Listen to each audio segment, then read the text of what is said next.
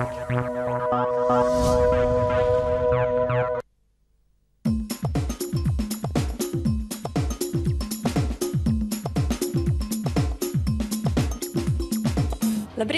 Ir svētdiena, turklāt 1. februāra svētdiena, un tas nozīmē, ka laiks raidījumam Darbs, izglītība, karjera. Šoreiz esam jums sagatavojuši stāstu no Garkalnes, proti, kur 1. februāra vakarā bija pulcējušies visenerģiskākie un entuziastiskākie cilvēki Garkalnes novadā, lai atzīmētu un arī noskaidrotu 2012. gada varenākos un brašākos sportistus. Tūdaļ pat par to arī vairāk.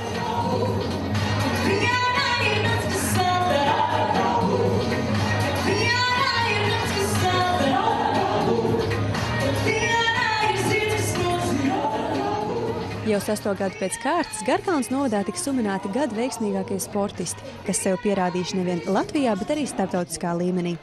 Katra nākamā gada janvārī vai februāra pirmajās dienās mēs tātad saņemam no iedzīvotājiem izvirzītās nominācijas. Tātad cilvēks, kuru viņi ir vēlējušies redzēt kā gada sportistu, gada komandu, treneri. Tad šie cilvēki arī šodien tiks sveikti. Cik liela atsaucība šogad bija? Cik daudz dažādu šos ierosinājumus saņēmāt?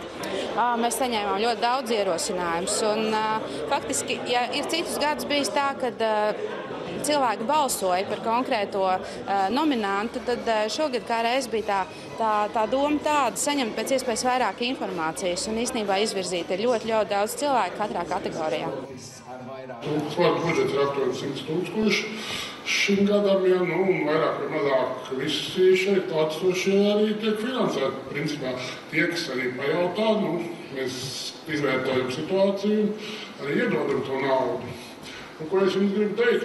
Liels paldies jums par to, ka jūs esat. Es ceru, ka jūs turēsiet augstu sportisko garu, atpūstīsieties lieliski un būs mums jauni, skaisti sporta rezultāts. Paldies jums!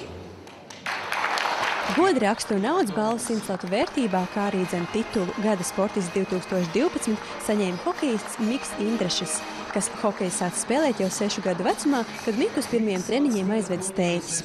Lielākais nomāds tas, kad spēlēja izlasē un Dinamo sistēmā un esmu noturējies lielāko sezonu pamatsastāvā un kaut kas nesaka normāls aizvedīs. Kāda šī sezona bijusi? Cik grūta, cik sarežģīta? Komandai, es domāju, ka diezgan grūti bijis.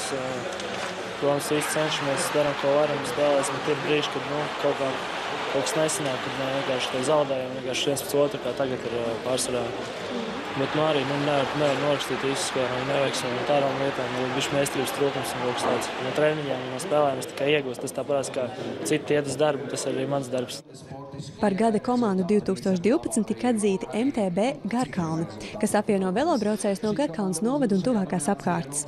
Šī komanda uzvaru šajā nominācijā nopelnījusi ar smagu darbu, ne tikai minot pedāļus, bet rādot arī labu piemēru pārējiem iedzīvotājiem. Sadarbībā ar novadu skolām komanda veikusi informatīvus pasākumus par riteņbraukšanu un sportu un veselīgu dzīvesveidu popularizēšanu. Dzinums bija braukt komandā tieši. Mēs visi bijām ar kaut ko nodarbojušies. Ar futbolu spēlējuši, skrējuši, lekuši, šāvuši, spēlējuši šahus. Bet šeit bija moments, kad bijām tikko sākuši braukt ar riteni un bija ļoti liela vēlme braukt komandā. Un pat cik novadā nebija nekādas velo komandas, tad radās mums doma, ka mums viņu vajag radīt, ja viņas nav. Un paši saviem spēkiem esam to izdarījuši. Pats lielākais mērķis ir uzvarēt sevi. Un, kā es saku, katru gadu noturieties savā līmenī. Citiem jauniem puikām ir citi izaicinājumi. Viņiem ir jāsasniedz vēl tās pirmās, otrās un citas vietas. Mērķi brauksim, kamēr varēsim. Pārliecība par to, ka sportiskais entuziasms Garkalnes novadā neizsīks, vieš nominācijas Sporta cerība 2012 saņēmēja Tīna Dreimane, kas ar jātnieku sportu nodarbojas jau no 3 gadu vecuma.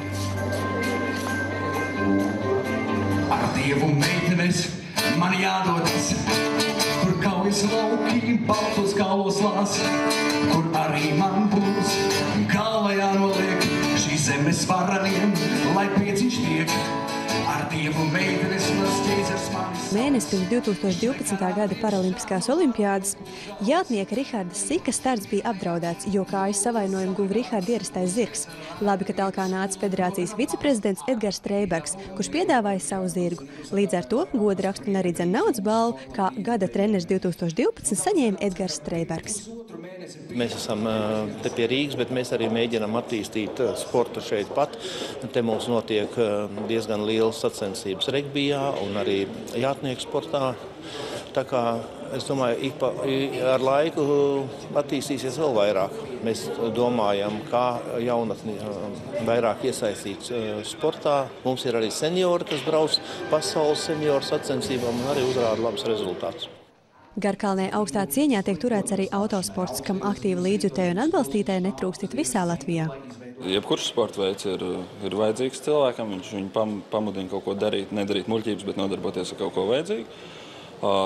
Autosports nav lētākais sporta veids, bet var sākt ar tiem lētākajiem, vienkāršākajiem, vai sprintiem, folkreisiem, kur var jau braukt no 11 gadu vecuma, tur nav vajadzīga autovadītāja apliecība. Tā kā var sākt un visus ceļu vaļā pēc tam.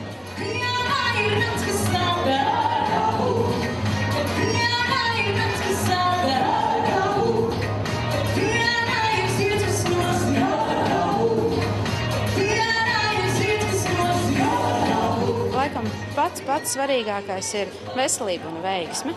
Ja cilvēkiem būs šī veiksme, tad viņiem pilnīgi noteikti paveiksies un viņi varēs uzvarēt, būt pirmie un labākie.